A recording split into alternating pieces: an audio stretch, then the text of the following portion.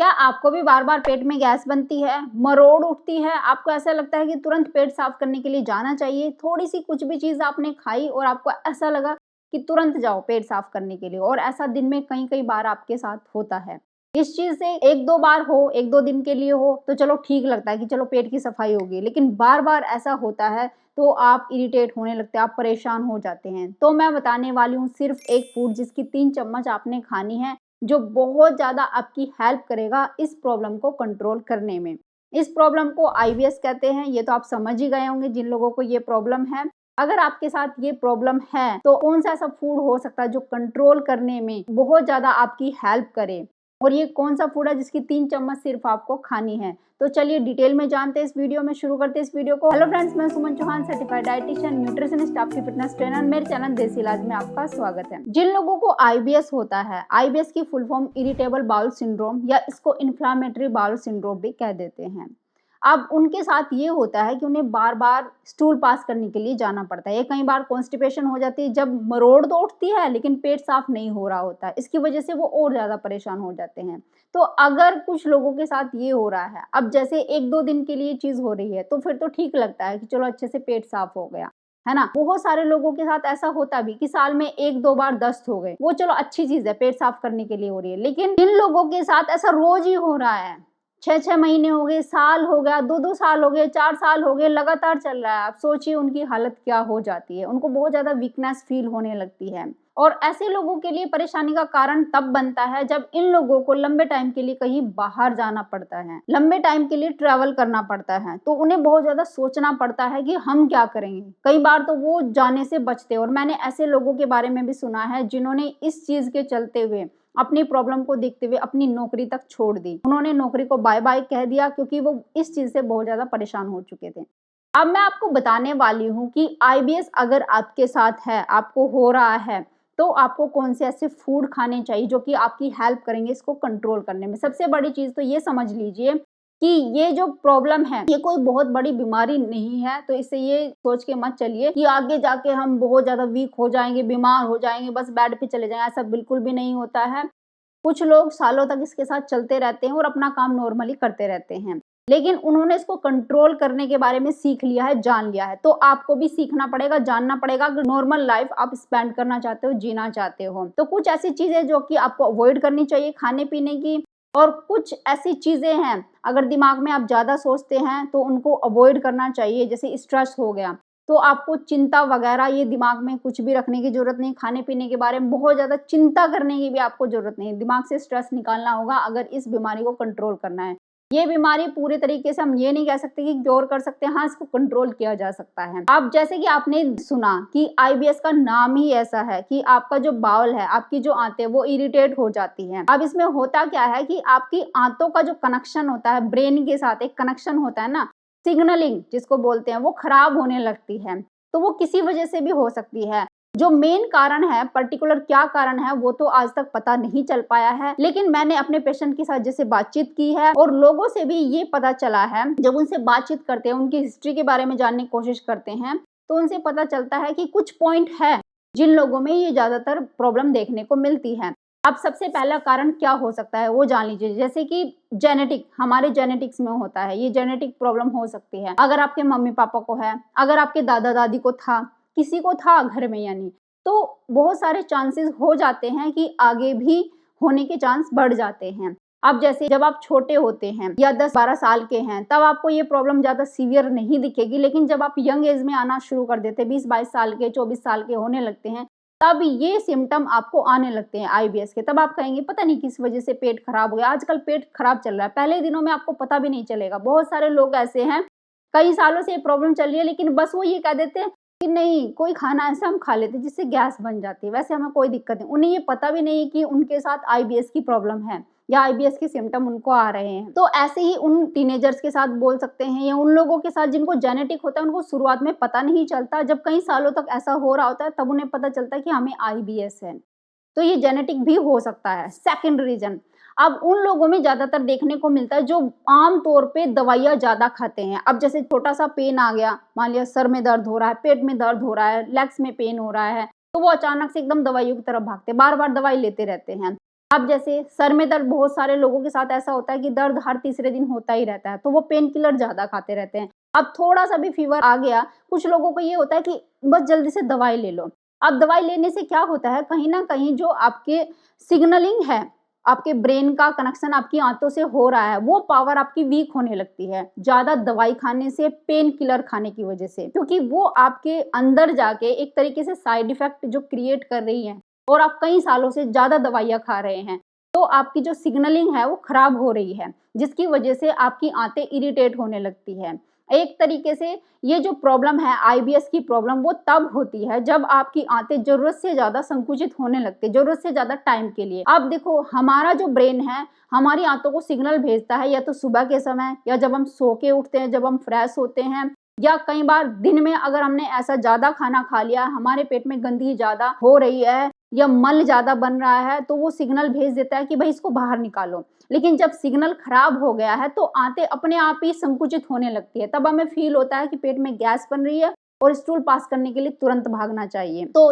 तब ये होता है जो लोग ज़्यादा दवाइयाँ खाते हैं। इसके साथ ही ज़्यादा दवाई खाने से, जैसे आप जाओगे किसी भी इन्फेक्शन की दवाई लेने के लिए, तो डॉक्टर क्या करते हैं, एंटीबायोटिक आपको दे देते हैं। उनको क्या पता कि 15 दिन पहले भी आपने एंटीबायोटिक का कोर्स किया था, उससे पहले भी 1 महीने पहले आपने कोर्स कर लिया, क्योंकि आप दवाइयों की तरफ ज़्यादा भागते हैं। तो इसकी वजह से आपका गट बैक्टीरिया जो है वो खत्म होने लगता है, खराब होने लगता है।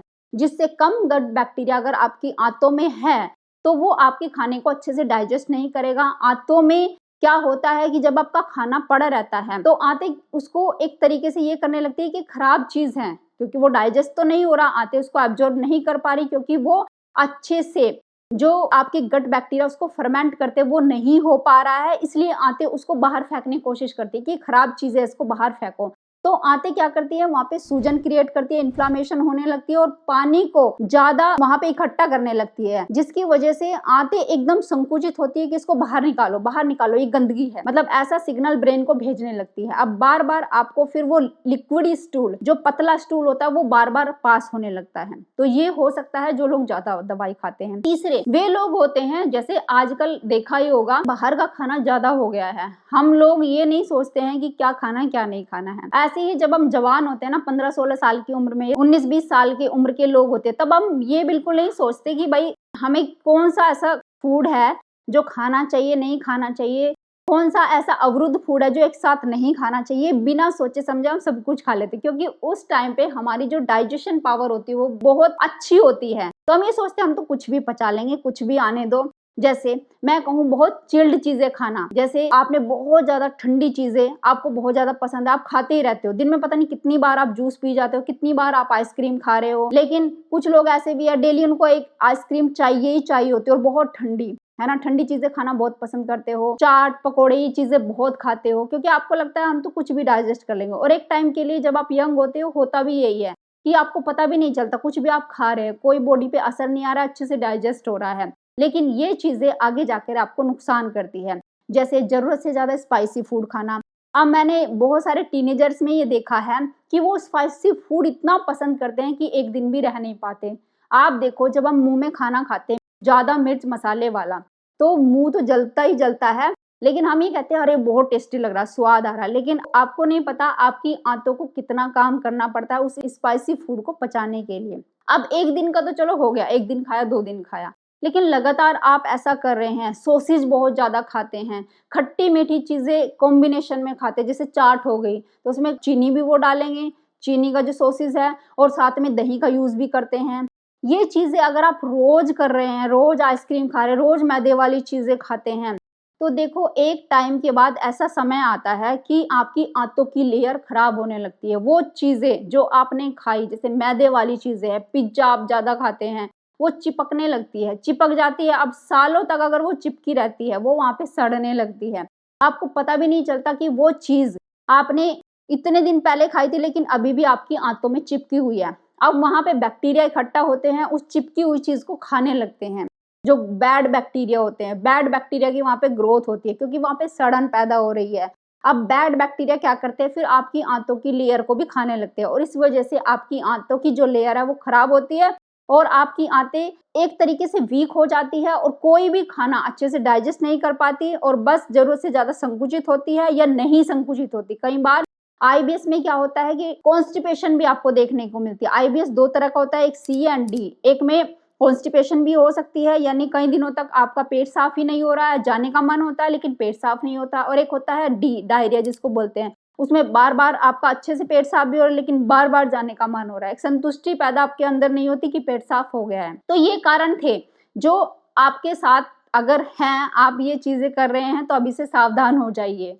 चलिए जी, अब नेक्स्ट बात करते हैं कि अब सॉल्यूशन पे आ जाना चाहिए। अगर ये प्रॉब्लम आपके साथ हो रही है तो उसका सॉल्यूशन क्या होता है। एक फोडमैप डाइट होती है जो गूगल पे सर्च करने से आसानी से आपको मिल जाएगी। सबसे पहले तो आपको वो फॉलो करना है। जो फोडमैप फूड होते हैं उनको अवॉइड करना है, जो आपको ये प्रॉब्लम ट्रिगर कर सकते हैं। आईबीएस की जो प्रॉब्लम होती है उसको ट्रिगर करते हैं। अब लो फोडमैप डाइट होती है, उसको आपको फॉलो करना है, जो इस चीज को कंट्रोल करने में आपकी काफी हेल्प करेगी। जैसे मैं ऊपर से आपको बता दूं और उसके बाद मैं बताती हूँ कि एक फूड ऐसा है जो कि आपकी आईबीएस को कंट्रोल करने में आपकी काफी हेल्प करता है। उसकी 3 चम्मच आपको खानी ही चाहिए। तो सबसे पहले फ्रूट्स की बात कर लेते हैं कि फ्रूट्स में ऐसा क्या है जो आपको नहीं खाना चाहिए। अब जितने भी हार्ड स्किन वाले फूड होते हैं, अब जैसे मैंने देखा है जो हार्ड फाइबर होता है, एक तो मुलायम फाइबर होता है, हर खाने में आपको मिल जाता है मुलायम फाइबर, जैसे केले में होता है ना।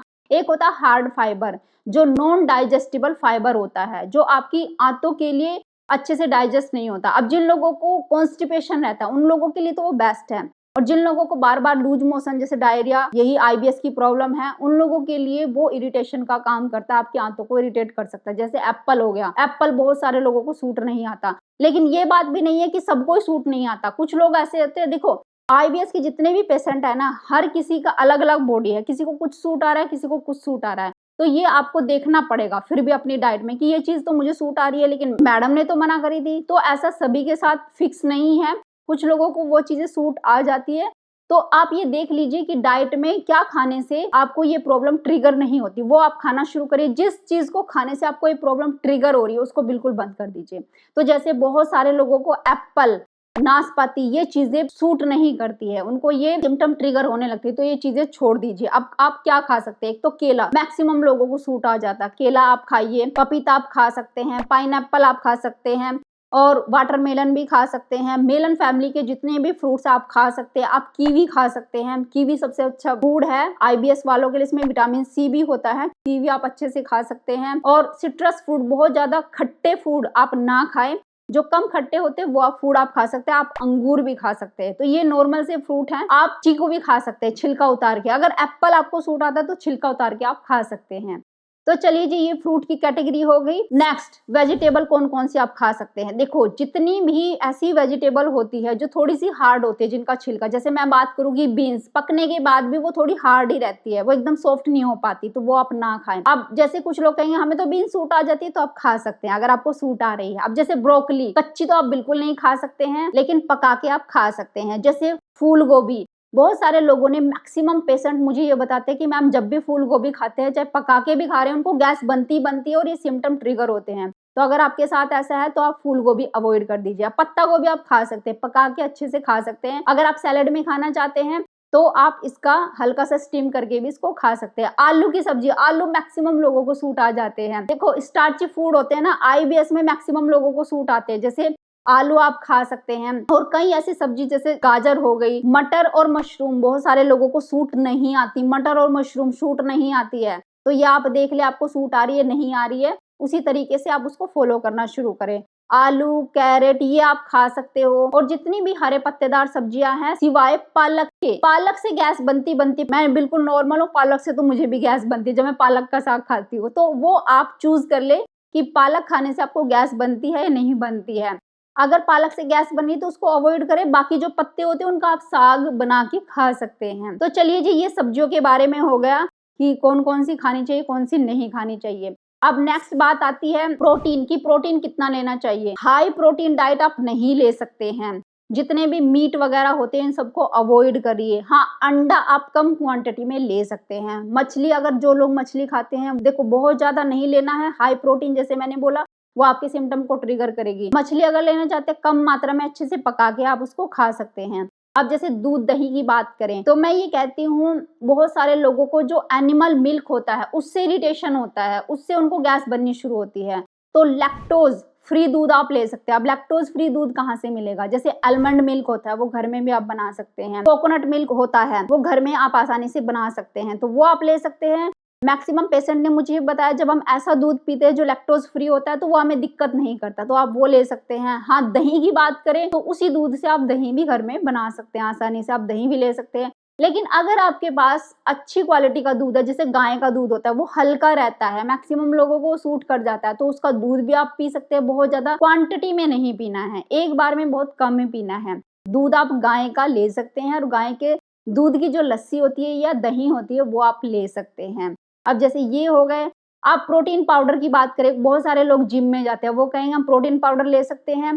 प्रोटीन पाउडर जो हार्ड होता है वो ना ले। हाँ, आप प्रोटीन पाउडर अगर लेना चाहते हैं तो प्लांट प्रोटीन या वे प्रोटीन मैक्सिमम लोगों को सूट कर जाता है। ये मैंने अपने पेशेंट से बात करके ही मैं आपको बता रही हूँ कि कौन सी चीजें मैक्सिमम लोगों को सूट कर रही है, तो वो आप ले सकते हैं। अब नेक्स्ट दालें। अब दालें जो है वो मैक्सिमम लोगों को गैस बनाती है, लेकिन मूंग दाल बहुत हल्की होती है खाने में, तो आप मूंग दाल का सेवन कर सकते हैं। और वैसे आप अपने अकॉर्डिंग देख लें, अगर आपकी एज कम है तो आपको बहुत सारी जो दालें होती है वो गैस बिल्कुल नहीं बनाती है, आसानी से सूट कर जाती है। अब जैसे राजमा बहुत सारे लोगों को गैस बनाता है, तो राजमा आप अवॉइड करें। किडनी बीन्स जिसको बोलते हैं, छोले हो गए, काले चने हो गए, तो इनमें से कोई भी ऐसी चीज अगर आपको गैस बनाती, इरिटेट करती, तो बिल्कुल उसको बंद कर दे। लेकिन अगर आपको गैस नहीं बना रही है तो आप आराम से खा सकते हैं, और उसमें अच्छी मात्रा में आपको प्रोटीन भी मिल जाता है। एक उड़द दाल होती है जो मैक्सिमम लोगों को गैस बनाती है, उड़द दाल को आप बिल्कुल अवॉइड करें। अब चलिए अनाज की बात करते हैं।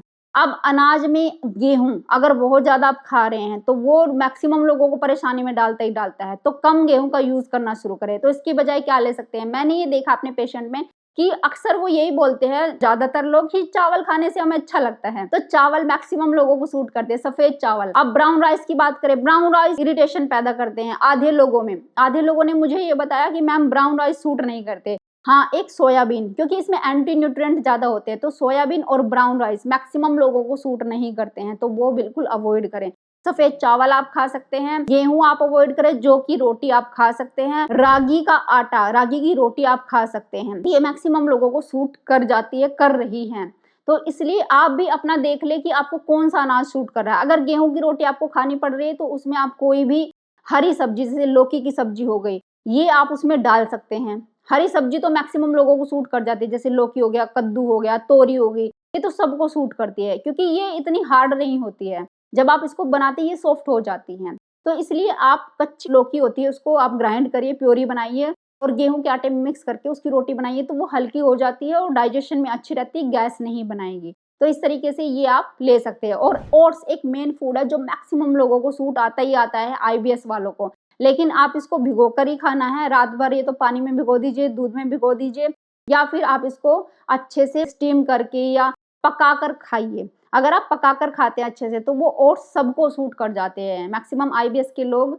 ओट्स खा सकते हैं। नेक्स्ट बात करते हैं कि नट कौन से खाने चाहिए। IBS के पेशेंट ये बताते हैं कि अगर वो काजू खाते हैं या फिर पिस्ता खाते हैं तब उनको इरिटेशन होता है, लेकिन कई लोगों से मैंने ये भी सुना है कि मैम काजू खा भी रहे हैं, पिस्ता भी खा रहे हैं, कोई दिक्कत नहीं हो रही है। भीगे हुए बादाम भी आप खा सकते हैं। अच्छा, ड्राइड फ्रूट ना खाएं। ड्राइड कौन से? जैसे सूखा हुआ एप्पल हो गया, अंजीर हो गए, इस तरह के कुछ लोगों में इरिटेशन पैदा करते हैं, तो वो आप चूज कर लें कि कौन सा ऐसा चीज है जो आपको इरिटेशन कर रहा है, और जो आपको सूट करता है, जैसे भीगी हुई किशमिश होगी वो भी आप खा सकते हैं। अब बात करें भीगी हुई मूंगफली या पीनट बटर, वो मैक्सिमम लोगों को सूट कर रहा है, वो भी आप खा सकते हैं। अब बात करते हैं मीठे की। वैसे तो मीठी चीजें लोग बताते हैं कि नहीं, उससे नहीं हमें दिक्कत होती है, लेकिन मीठा तो अवॉइड ही करना चाहिए, ज्यादा चीनी आपको नहीं खानी चाहिए।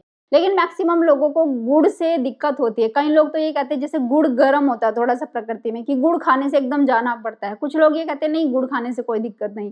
तो अगर आपको गुड़ सूट करता है आप गुड़ खा सकते हैं चीनी की जगह पे, लेकिन हाँ, हल्की फुल्की मिठाई खाना खाने के बाद आप ले सकते हैं थोड़ा सा, ये कोई दिक्कत वाली बात नहीं है, तो ये आप ले सकते हैं।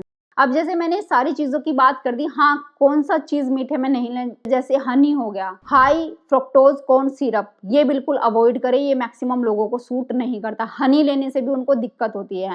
अब जैसे स्पाइस की बात करें, लहसुन, लहसुन एक ऐसी चीज है IBS वालों को सूट नहीं करता। मिर्च मसाले IBS वालों को सूट नहीं करते, तो ज्यादा मिर्च मसाले और लहसुन, जितनी भी गर्म तासीर की चीज है बहुत ज़्यादा गर्म तासीर की चीज़ है वो बिल्कुल अवॉइड करें, चाहे वो सब्जी ही क्यों ना हो। जो गर्म होते हैं जैसे करेले हो गए, वो आईबीएस की प्रॉब्लम को ट्रिगर कर सकते हैं। तो मिर्च मसाले भी कम करें, ज़रूरत से ज़्यादा नमक ना खाएँ और ज़रूरत से ज़्यादा खट्टी चीज़ें ना खाएँ, ज़रूरत से ज़्यादा हार्ड चीज़ें ना खाएँ। आप मेन फ़ोकस उस चीज़ पे करते हैं कि कौन-सा ऐसा फूड है आईबीएस की जो ये प्रॉब्लम है इसको कंट्रोल करने में आपकी हेल्प करता है, जिसकी 3 चम्मच आपने खानी है। वो है देसी घी। देसी घी के अंदर ब्यूट्रेट होता है। अब ब्यूट्रेट क्या करता है? ब्यूट्रेट आपकी आंतों की इन्फ्लेमेशन को दूर करता है और आपकी सिग्नलिंग को अच्छा करता है, बेटर करता है। अगर आपकी आंतें संकुचित होनी शुरू हो गई, वीक हो गई है, तो ब्यूट्रेट उसमें काफ़ी आपकी हेल्प करता है। ब्यूट्रेट का यूज़ काफ़ी दवाइयों में भी किया जाता है जो आईबीएस के पेशेंट को दी जाती है, तो इसलिए ये काम आपका घी कर देता है। घी खाने से बहुत सारे लोगों को अच्छा फ़ील भी होता है और उनके दिमाग को भी ताकत मिलती है क्योंकि इसके अंदर फैटी एसिड्स भी होते हैं और साथ में ही ये आपकी सूजन को कम करता है, आंतों की इन्फ्लेमेशन को दूर करता है। तो इसलिए अगर आप 14 ग्राम 3 चम्मच घी खा रहे हैं तो 900 एमजी ब्यूट्रेट आपको मिल जाता है, जबकि एक आईबीएस पेशेंट को 300 साढ़े 300 एमजी ब्यूट्रेट की एक दिन में ज़रूरत पड़ती है। लेकिन अगर आप ज़्यादा भी खा रहे हैं तो कोई दिक्कत नहीं है। अगर आपके पास अच्छी क्वालिटी का घी नहीं है, तो आप कोकोनट ऑयल भी ले सकते हैं जिसमें बहुत अच्छी मात्रा में ब्यूट्रेट आपको मिल जाता है। तो 3 चम्मच कोकोनट ऑयल की ऊपर से जब आप खाना खा रहे हैं तो सब्जी में डाल के खानी है, उसको पकाना नहीं है और ऐसे ही आपको घी खाना है। तो कोई एक ले लीजिए, या तो आप घी ले लीजिए या आप कोकोनट ऑयल ले सकते हैं।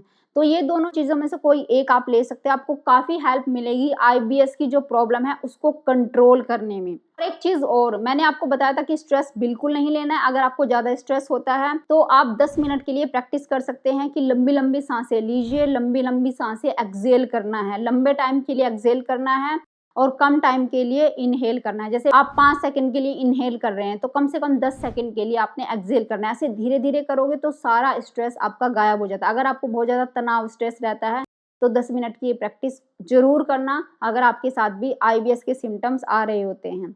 तो उम्मीद है ये सारी चीज़ें आप अपने ऊपर फ़ॉलो भी करेंगे और काफ़ी आप उस चीज़ से फ़ायदा भी ले पाएँगे अपनी आईबीएस की प्रॉब्लम को कंट्रोल करने में और अपने फ्रेंड्स के साथ शेयर भी करेंगे। अगर आपको मेरी वीडियो पसंद आती है तो उसको लाइक करना। अगर आप मेरे चैनल पे नए हैं, चैनल को सब्सक्राइब कर लीजिए। तो फिर मिलती हूँ नेक्स्ट वीडियो में, तब तक के लिए बाय बाय, टेक केयर।